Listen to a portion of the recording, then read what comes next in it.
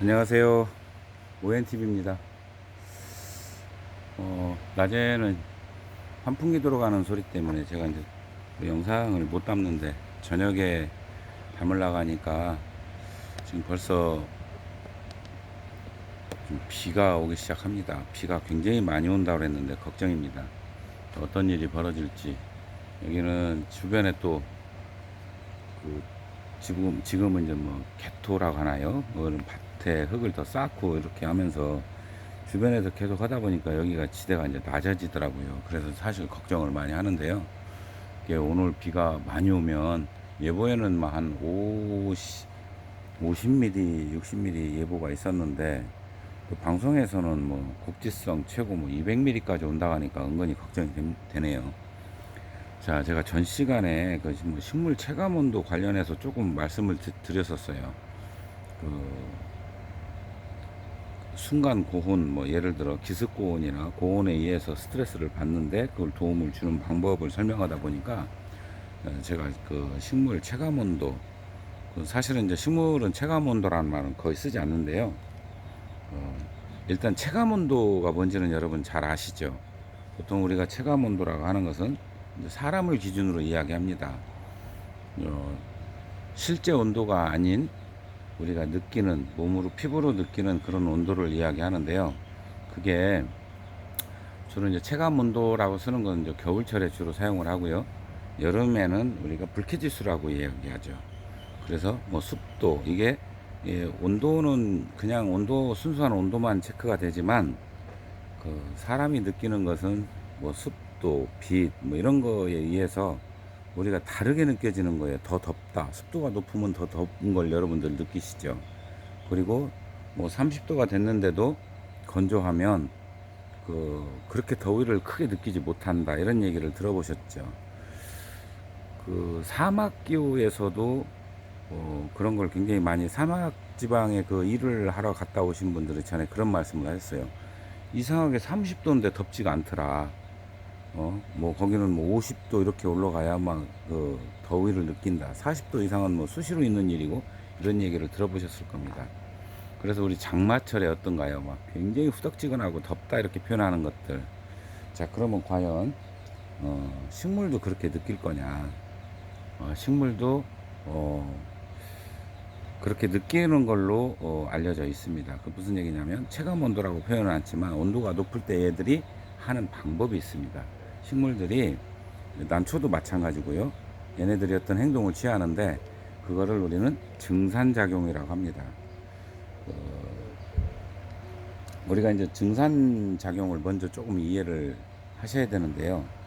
이제 식물이 광합성 작용을 하죠. 그러면 당연히 물이 또 필요할 거고요. 뿌리로부터 이제 흡수한 물을 줄기의 물관물을 통해서 이제 잎까지 전달을 하잖아요. 이때 증산작용을 통해서 물을 끌어올리는 역할을 합니다. 뿌리에서 이제 흡수를 하는데 그건 뿌리압에 의해 그 물을 위로 올리게 되죠. 그럼 잎에서 증산작용을 통해서 이제 잡아당기는 역할을 또 해요. 그래서 서로 잡아당기는 응집력이 생기면서 이제 모세관 현상으로 그 물관의 벽을 따라 물이 올라가게 되는 것을 우리가 이제 그로 인해서 증산작용, 이런 현상을 이야기합니다. 이때 생기는 이제 증산작용으로 이제 물이 증발할 때 열도 함께 이제 빼앗아감으로 이제 빼앗아 가는데요. 여름을 잘 견딜 수 있게 하는 그 현상입니다. 그래서 주로 이제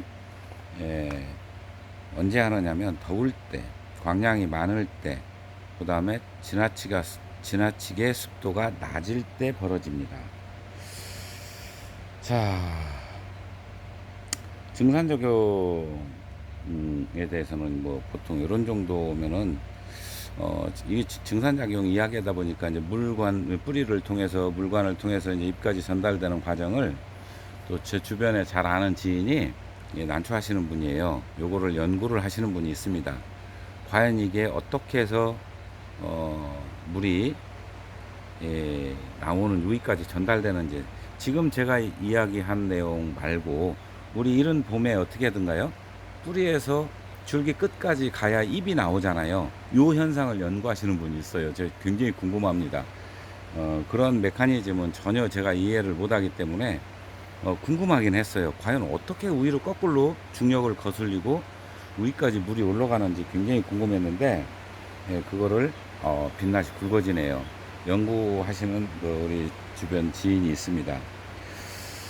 자, 그러면 이제 체감 온도라고 제가 이제 말씀을 드렸잖아요. 그럼 이 체감 온도는 좀 전에 말씀드렸듯이 사람이 느끼는 부분은 말씀을 드렸고, 식물에서는 그러면 또 어떻게 느끼는지에 대해서 좀 알아봐야 되는데요.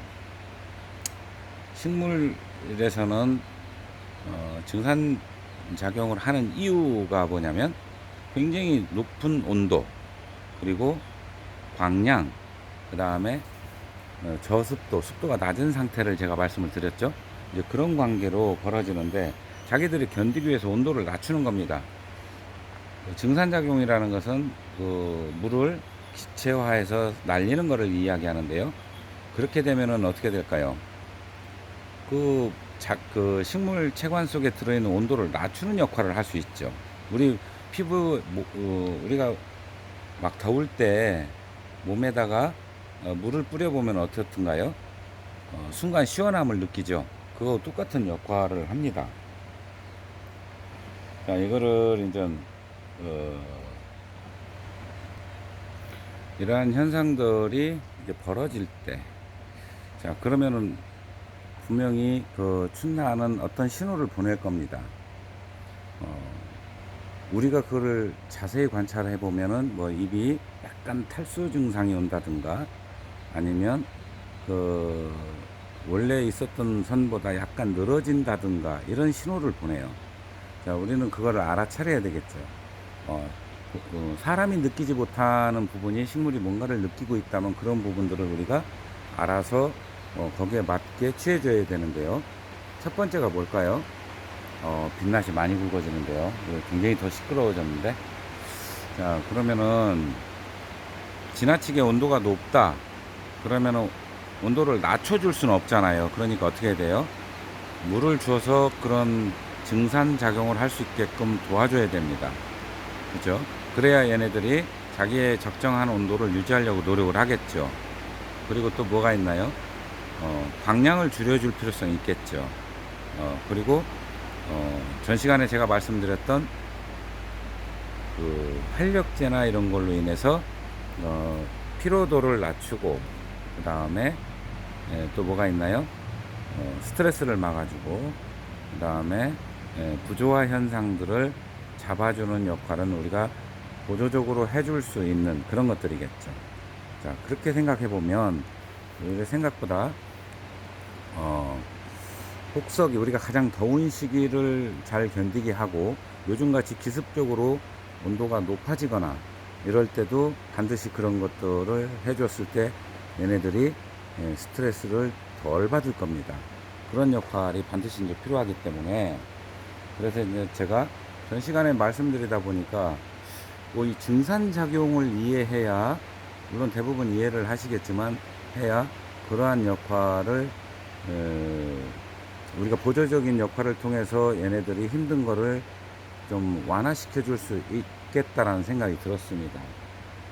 자, 이런 것들이죠. 만약에 굉장히 더운데 빛도 많아요. 근데 얘네들이 증산작용을 하려 보니까 물이 없어요. 자, 물이 없으면 어떻게 될까요? 자, 급격히 시들어서 죽는 현상이 벌어질 겁니다. 여름에 그런 현상을 보신 분이 있어요. 난실이 굉장히 더운데요. 예를 들어